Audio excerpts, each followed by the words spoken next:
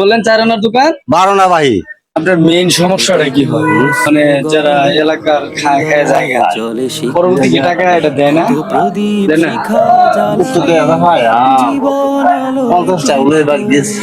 যারা আসলে ওই যে কাজটা করে বাকি নেই দেয় না, হ্যাঁ, তাদের আসলে এটা করা ঠিক না। আমি চিৎকার করে কাঁদিতে চাহিয়া করিতে পারিনি চিৎকার বুকের ব্যথা। তো প্রিয় দর্শক, ঘুরতে ঘুরতে নদীর এই পারে চলে আসলাম, পুরের বাজার। আপনি যে চার ব্যবসা যে দুঃখ প্রকাশ করলেন, বাকির বিষয় এটা আর কি বলেন যে বাকি ওকে খায় টাকা দেয় না, বাকি গায়ে টাকা দেয় না, টাকা দেয় না, খাই উঠে যায়, খাই উঠে যায়। দোকানও তো ছোট ছোট আপনি মূর্তি দান করি। জি, আমরা দর্শকের উদ্দেশ্যে কিছু বলেন যে এরকম ছোট ছোট দোকান বাকি খায় এরকম করেন না। মূর্তি দান করি, খায়া যায়, খায়া যায়, উঠে যায়। তো কাকার মনে অনেক ব্যথা আসলে যে সবাই বাকি খায় খায় চলে যায়, আর ওনার দোকানটা একটু দেখাও। চাহি না সহিতে আমার মাটিতে। যদি বাকি খায় মানুষ এরকম করে তো উনি কিভাবে চলে? ওনার মনে এই নিয়ে ব্যথা।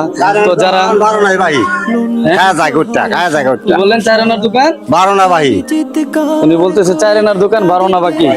তো এই দোকান এইভাবে হলে কেমনে চলবে? কেমনে চলবো? চিৎকার তো যাই হোক, যারা এই ভিডিওটা দেখবেন বেশি বেশি শেয়ার করবেন, যে এরকম ছোট্ট দোকান যারা করতেছে তাদের কাছে যেন যারা বাকি নেয় তারা যেন এগুলো বাকি না নেয়। কারণ তাদের ছোট দোকান যদি এরকম অল্প পুঁজিতে ব্যবসা যে বাকি নেয় তাহলে ওনারা কিভাবে চলবো? তো মানবিক দিক দিয়ে একটু চিন্তা করবেন। মন ভাই কয়টা নিজেকে দিয়ে খায়া উঠে যায়।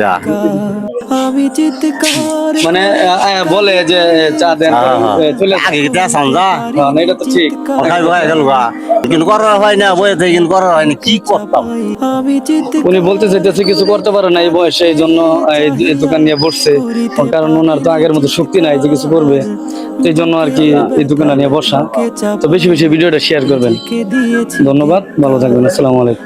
বুক আমি চিৎকার করে কাঁদি।